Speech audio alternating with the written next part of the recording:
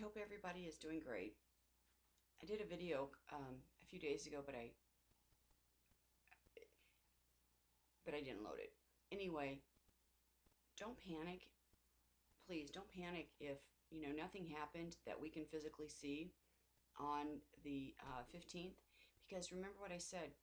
Could be a marker, a big marker, but it's huge. But we know that God's working. We know that so much is falling in line. So much is falling in line. I can't even tell you. So it from researching the past, stuff didn't always happen right on that day. And again, could have been a marker. Could have been, I'm looking for this whole week. And if it doesn't, it's okay, because you have to understand we are completely in season.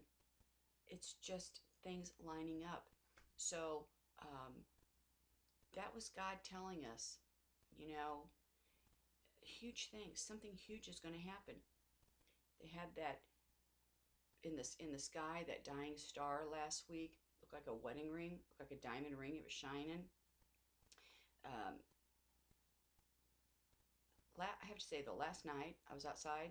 I was looking at the moon. It was just beautiful, full, beautiful, set really low. Then I noticed this was 11 o'clock at night, 11:30 at night. Chemtrail planes. Those planes were flying all night long. Kid you not. I'm looking up. I kept seeing these streaks, because it looked like a cross. Okay, across the moon, it looked like a cross. So of course it got my attention. Then I see another streak going. It was a plane. Chemtrails out all night. I don't get that one. I do get it, but I mean, I never noticed that one before. Put it that way. You know, boy, the enemy, he is out in just numbers, is he not? Is he not? Is he coming after you guys? Coming after me.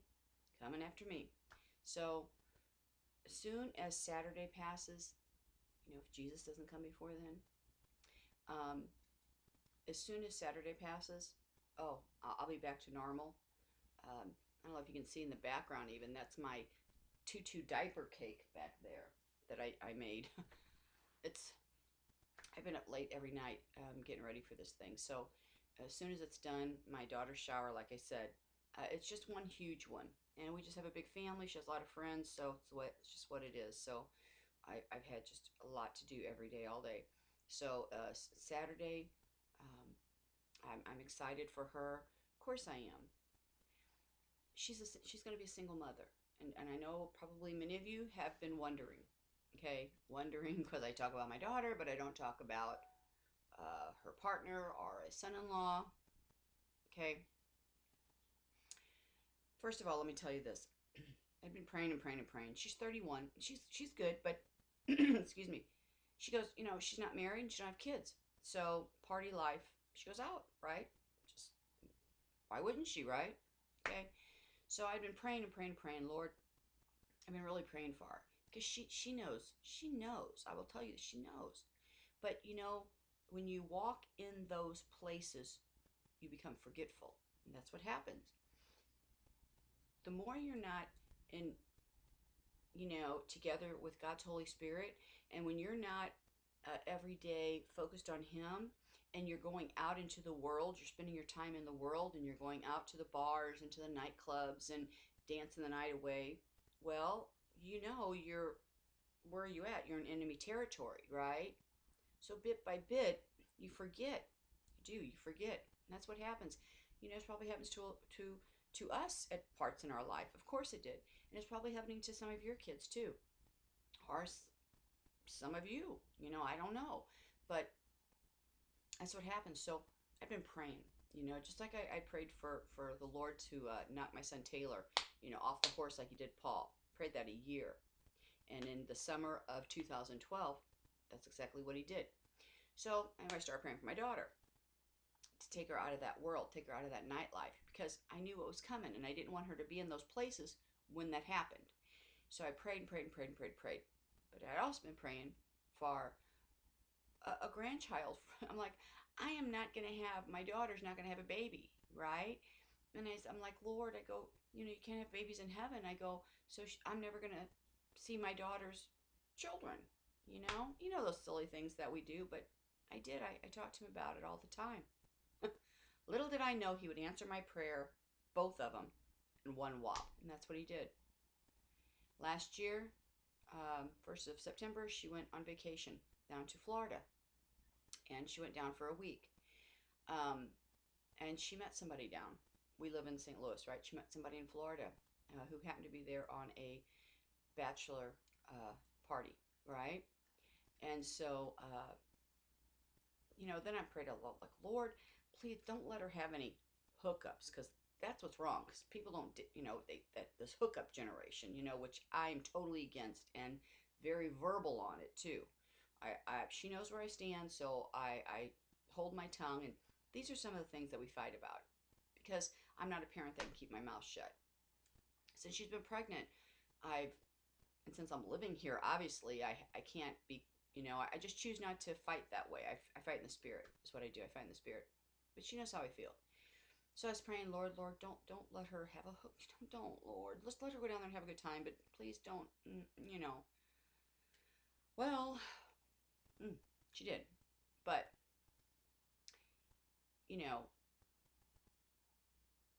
the time, he said no, no girlfriend, no nothing, right? Well, after vacation was over and she's getting ready to come home, and it's, well, I kind of sort of have a girlfriend.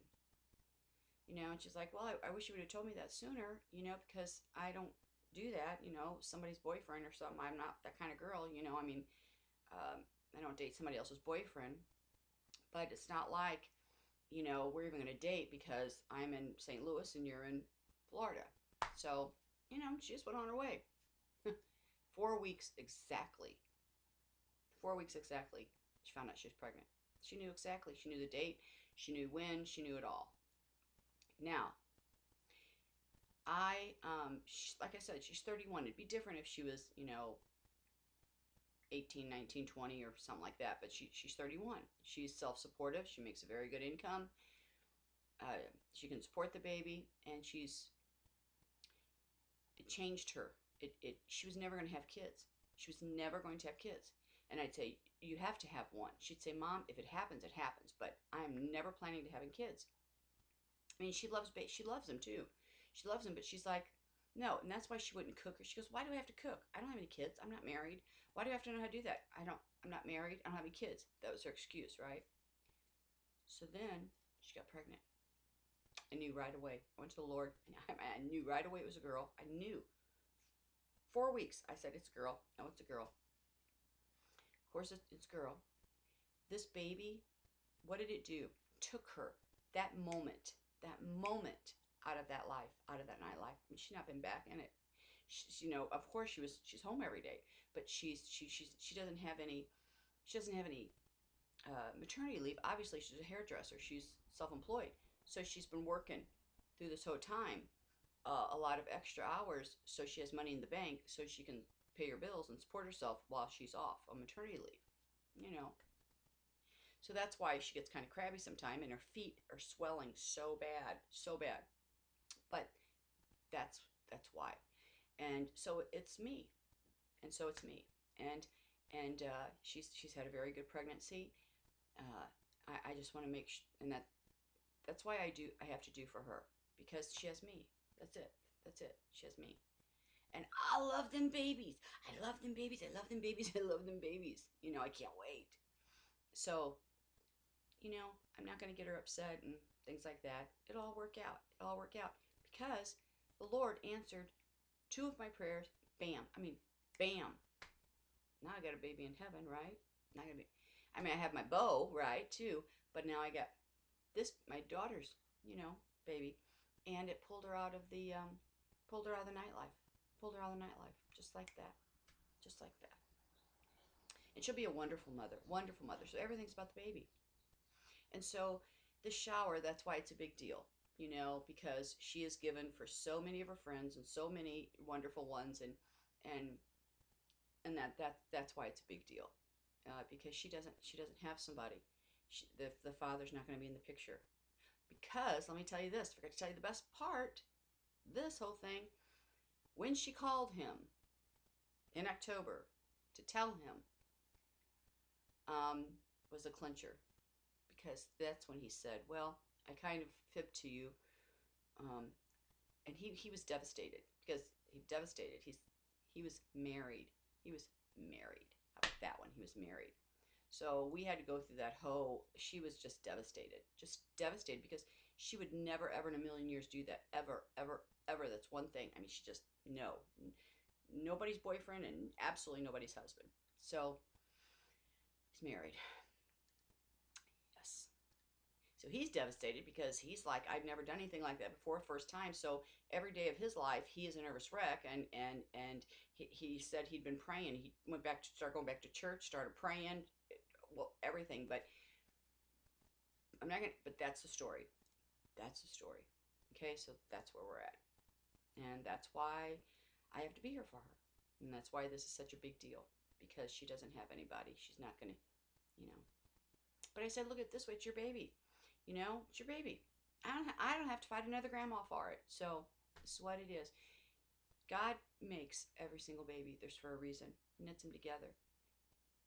Every baby that's born, there's a reason. There's a reason that every baby's born. And so, and I said, God's blessing me. He's blessing me. I don't care how he did it. He's blessing me. He's blessing you too.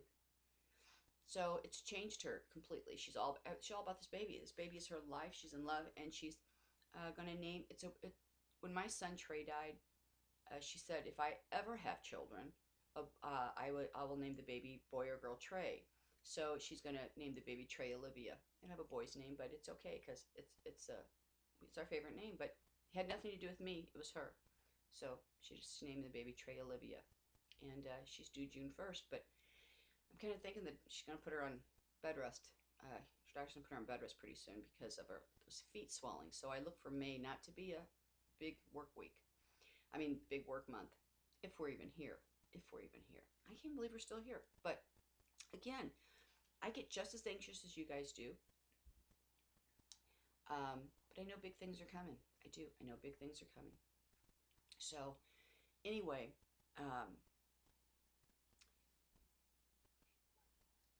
the enemy is going to be hitting everybody. Everybody. So don't think you're alone. Don't think you're alone. Don't get down. Don't get down. I had to, yesterday and today, I had to walk in total strength. Because I do have so much faith in him, and I know what he's going to do, and I have to stick by that. I have to stick by that, because when you don't, you cause more damage. Okay, you cause more damage. Just got to do it. My son Taylor, again, Taylor. What do we do? Taylor and Arlo. What do we do with them, right? Well, he got a new job, and he was working for AT&T. He's working for AT&T. Just thrilled, right? He was selling the youre. So he's been his boss is a Christian, and believes as we do, and has been studying the Hebrew and all the Jewish origins and just all that, right? And Taylor's been learning Hebrew, right? He's been learning all of the how to read and how to speak it. So he's been going to all these Bible studies, and so he was really excited about Passover, and he was celebrating Passover the true way. Okay, he was celebrating Passover the true way. So anyway, he was on his way to his dad's house, which is about 30 minutes away, and of course the tire blew out of the car. About 10 minutes from me, tire blew out. So lug nut stripped, couldn't change a tire, had to pull it over on a side road, right? And his friends was taking him to his dad's, St. Louis. Stopped at a gas station, getting gas, and he thought some people on drugs were coming to the car and harassing and confronting him. Well, now if Taylor's looking at him like something's wrong, then something's wrong, because he don't spook. I mean, he doesn't. But Taylor called the police, because he thought they were going to rob him. When the police got there, they're asking Taylor questions as the witness, the one that called, right? Ask his name. They search him, his name, and a warrant comes up from like 3 years ago. I have no idea what it's for. I don't even know. I don't know. I couldn't tell you. So he's over in jail. Every day. Really? Really? I can't get him out. I mean, really? See? So everybody wanted me to crumble. You don't think I didn't want, but it's my son. You have to understand, especially losing a child. Oh my God. But I can't. And yesterday I said, Lord, I know, but I'm not going to fear. I'm not going to cry. I'm not going to get upset. I'm not. You'll make a way. And it's not about money. I mean, the thing is, he's like, here's 5 people. Call 5 people and get $100 from them. I get $500. Call him, my mom, tell him about it. He's going on. He doesn't understand that's not the point. It's you go through this so many times. And remember what I said in a couple videos back? When is the time? When is that one change that they do really change? And it is it. It is it. Here it was. He just got a good job. He had just made a huge sale. He was all excited the day before. And he's like, I sold everything. And so he was just all excited. So here he was doing something good. And bam. But see, it's what catches up with you, right? Because he didn't take care of it. Whatever it is, he didn't take care of it. So, and then I'm in the middle of all this, which is Saturday. I mean, and I've got so much to do that I'm up till whenever. I'm trying to make cake pops. Have you ever made cake pops? Well, let me tell you, they're not as easy as they look. They might be pretty at the end, but I'm 2 days on the cake pops and I still don't have them done. So, but inside, I could just really want to just fall apart. You understand? But I can't. So I had a long talk with God yesterday. Prayed really long and hard. And I said, I know you'll move it. Whatever your will be, whatever way it is, you will do it. I know you will. Because I know Taylor's very special, and he is. I'll tell you, and Taylor's a marker. I can't even explain that, but he is. But he has been just, and he had went to a Bible study. Actually, he had just went to a Bible study. So, but what do? Can't get him out. Can't get him out. So, but I can't fester on it. I can't worry about it. And I'm not worrying about it. I'm literally whistling while I'm working. Now, anybody else probably can't even understand what I'm doing. But I am. It's what you have to do. Because I just know he'll do it. I have no power. I can't do the money. But even that, it's him. He's got the power. So I wanted to do this because I wanted to show you of a time when you truly, have to talk the talk and walk the walk, right? I can share with you guys and I can tell you how, but I do it too. I have to do it. So I truly have to whistle while I work today. And I have lots of work to do today. Let me tell you that. I do. So, but he,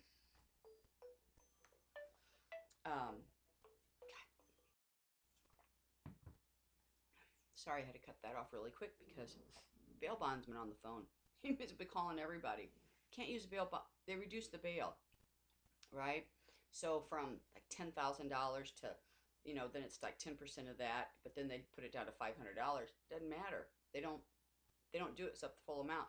He must be calling everybody from there. That's what he does.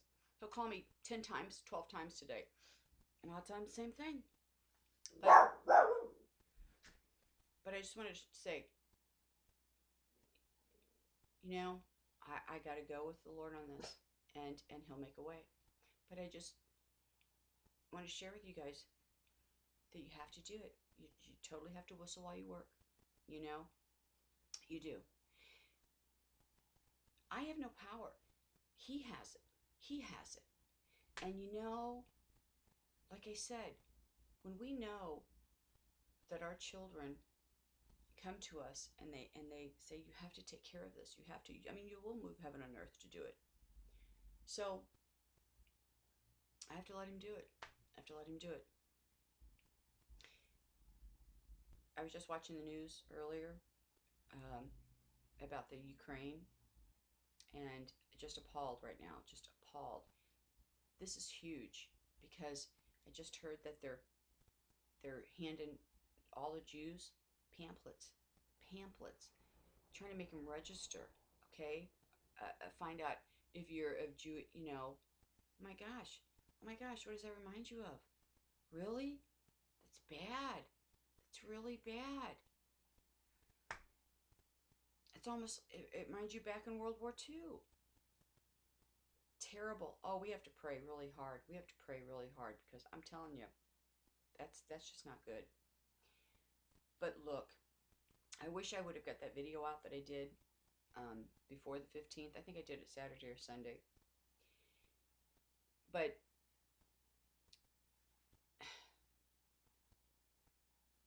there's a lot coming up. There's a lot happening.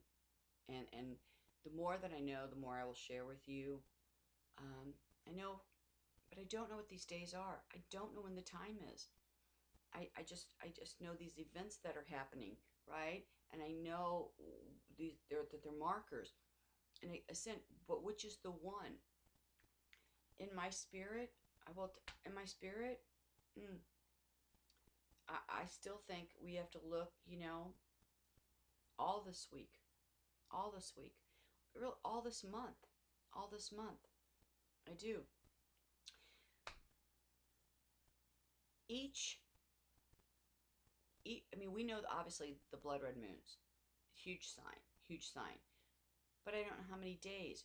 And Passover is so many days. What is it, Passover? 7 days? There's 8 days. There's that 8.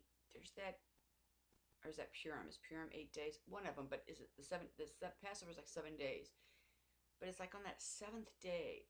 I'm not saying that that's the day, but I mean, each day means something, Each day of Passover means something to God, something that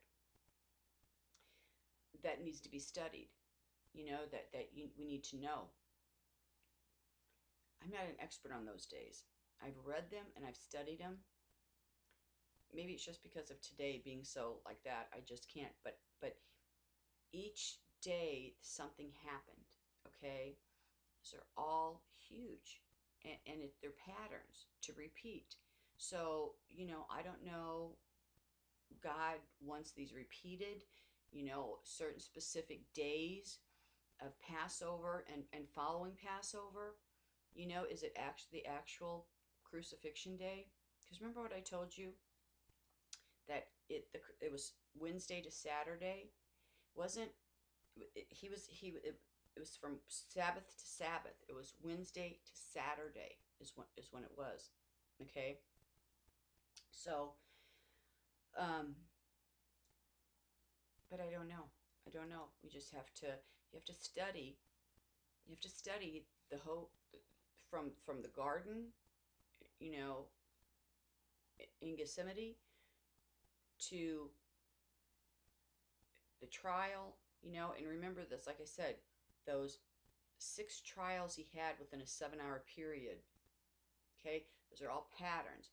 Then you got to go to his time on the cross, all of that. So, and then the patterns. It's finding out the patterns. But all of us have, I know, really strong messages. We do. All of us do. And I just look for it any time. I do. I do. But again, what do we do if he doesn't? What do we do if he doesn't? We just keep going. We just keep going. Again, we know we're in the season. We know we're in the season. We do. Know we're in the season. What day? What event is God waiting for? Because that's what he's waiting for. An event. Because remember, that's why no one knows the day or the hour. Okay? No one knows the day or the hour because God does not go by days, hours, minutes. He's got that big old wheel, right? The cogs on it. And it's by events. That's how his time goes. It's by events. The events have taking place, and then that moves it, which would make total sense. time as we know it did not occur until sin occurred, because then death started, right? It was like the counting down. That's when time as we know it started. It wasn't like that. But see, think about this. He has spoke everything into existence. Remember, it's that spoken word. Just like that's why God, he could change everything. He could make everything happen. He could make everything perfect. He could make the tribulation now. He could do all of that, but he can't, because he's holy and he's already spoke it. He spoke these things, so they have to take place, because that would make him a liar, and he's not a liar, right? So they have to stay in sequence. Okay?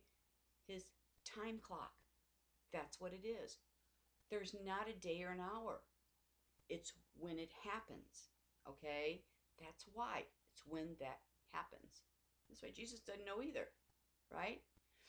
Because that's how he knows. That's how he knows about the time, because he knows it's this event that's going to happen. And so, but not knowing when it's going to happen, right? There's nobody can have a specific day or time, because remember what I said, that God is in control of everything, right? He's in control of it all. Everything. Nothing can be done unless God allows it. He's in control of everything. But it's this permission that we talked about with the enemy. But last year he told us that that event, okay, God has to allow it, but God has allowed that timing of that event to be sparked by the enemy, by events of the enemy. You know what I'm saying? I mean, God's in control, absolutely. But, the enemy is putting his players in place down here, right? Yes. So, when the enemy gets all his little things in order and his whatever he's doing, and that event becomes apparent and in place to occur, right? Okay? That's when it will happen. That's the whole key to this. That's the whole key to this. We don't know what the event is. But that's why, because God spoke that, and that's why everything has to happen as he does. Now, it's just like the events. See, and time-wise, God already knows. He already knows what's going to happen. He's already spoke. He already knows. It's just when they occur. When they occur. That's how his time is marked. And that's how his clock is moved, by each event occurring, the occurrence of each event. It could be, I don't know how many in a day. I mean, it's not like it's one a day. It could be, a bunch of them. It could be a bunch of them in a day. But we just don't know what they are. Does that make sense? I know I already talked about that before, but that's exactly how it is. That's exactly how it is. What else was I going to talk about? I can't remember right now. I can't remember. Sorry, I just can't remember right now. I'm sure I will, but oh, I know what I was gonna say. Taylor, I gotta tell you about one thing about Taylor though. I was talking to Taylor on the phone today. Mom, I got 30 minutes. It's always that. You have a call from, he goes, it's a free call, it's a free call, it's a free call, pick up, it's a free call. So I go, okay, so picked up. Well, I would have taken it anyway. He goes, I got a free 30-minute call, so I picked you to call. So, and he's like, get a pen and paper, and you gotta call this people, you gotta do this, and you gotta do this. And he must be calling, well, he can't call anybody out except like lawyers and bail bondsmen. I've never even used a bail bondsman. I didn't even know how to do it. I still don't know how to do it. I don't know anything about him. Taylor, taking me to a world I never even. I worked for the county. I worked for the legal system for many years. But over here, we don't have like bail bondsmen and stuff. We don't. So that's over in Missouri, and I live I live in Illinois, at the very where the Mississippi River is, right? And you cross the bridge into Missouri. It's a metro area, and so I'm like 15 minutes from downtown St. Louis on the Illinois side. But in Illinois, we don't have them here where we live. But in St. Louis, they do. I don't know how to use them. But he can't use one because it's his bail is not enough. It's not enough. So I mean, it's not as high. You got to have high ones. This is not that high. They don't use a bail bondsman for $500. So, but he must be over there working himself to death over there. But that's my point. He tells me, he goes, I was right in the middle of celebrating Passover, Mom, too. I was celebrating true Passover. And he said, I said, well, that was good. He goes, yeah, Mom. He goes, but listen, he goes, I'm starving to death because I haven't ate. And I said, what do you mean? He goes, because I'm celebrating Passover. I haven't ate. And I asked them today if they had any kosher food. And they laughed at me, Mom. Kosher. Oh, yeah, Taylor, they're going to give you kosher food in jail. But I just cracked up. I couldn't help it. It was too funny. He really is. See where I'm telling you? See where I'm telling you his mind is? Here he is. But he's like, but I'm starving because I haven't ate nothing. Because I'm trying to really stick to Passover. He was in jail. Trying to celebrate Passover. And he asked the guards if they had anything kosher. I just, that's what I'm dealing with. Seriously. And he was dead serious. I don't know. I don't know. I don't even know what to say on that one. But God love him on that. God love him. These are for things that I know. These are for things that were a couple years ago when he's younger, and it's just all over. So, it's just something he's going to have to. It's cleaning up that stuff that he ran from, right? Or at even at when he was 18, 17, 18, the maturity level. Well, still his maturity level. Really? His maturity level is just not there. But yet he's so smart. And when it comes to God, and when it comes to that Bible, it's like talking to a 75-year-old man full of wisdom. Seriously. The spectrum is so far here. From the Word of God and that wisdom, he could talk for days, and you're right there with him, and you'll look at him and go, how can that come from this 21-year-old, this wisdom? But then he turns around and drives a car for 2 months without a sticker on the back and gets every ticket every day for not having a new registration ticket on the back of the license plates, and keeps driving it. Just gets a ticket every day. And you know what? He'll look at you like, what? Like, doesn't everybody do that? And I go, no, not everybody does that. See? And gets I don't know how many tickets for that. And insurance. The car is covered. The insurance thing was in the glove compartment. But Taylor has flung it somewhere, and it's somewhere in the car that he can't find. So instead of showing proof of his insurance, he just gets, 15 tickets, one a day. How can you go from that to that? See, there's a switch. There's something that's just, But boy, I know the hand of God's on him, and I know he's special to God. I've never seen anything like it. How do you go? Here you go. Ooh, like that. So, I know. And I don't know what's going to happen. I really don't. I don't know what's going to happen, but I got to whistle while I work. I do. I have to truly whistle while I work. And I really just stopped to do this video so I could share that with you.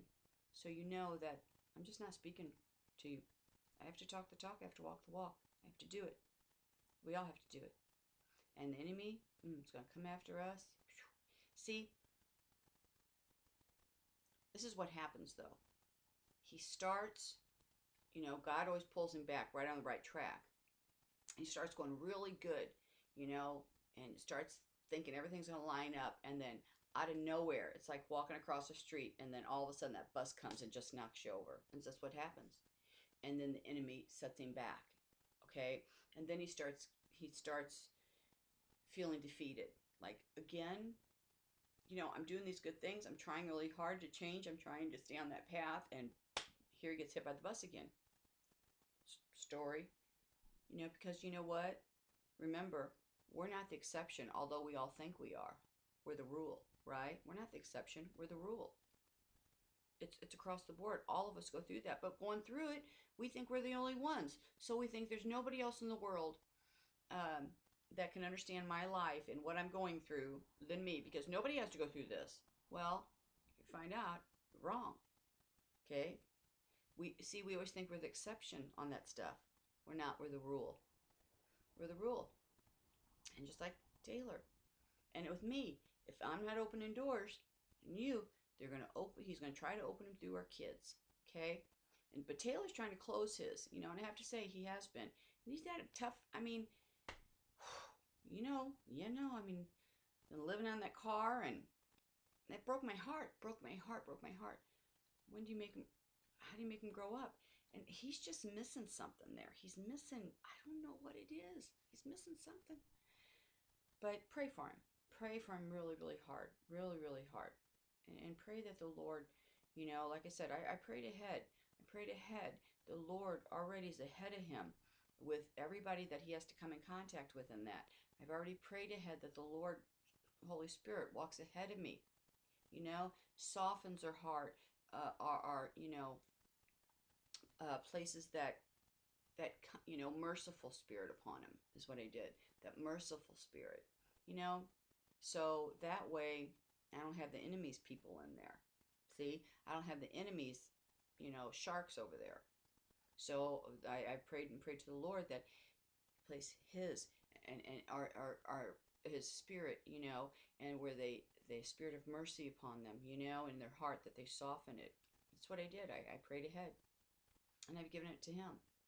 But prayer, we need those prayers, and I don't want him to get down. I don't want him to get down.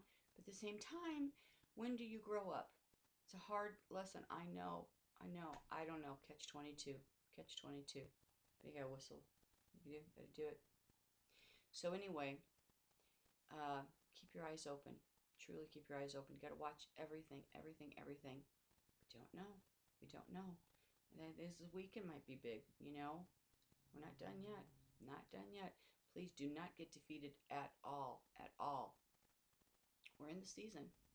We just don't know. Of course, I want him to come every day. Every day. But because we're the waiting bride. We're the watchers. We're the watchers. Okay. Love you. I'll see you soon. I know I will. I hope it's sooner. I hope it's really, really soon. Love you guys. Thanks.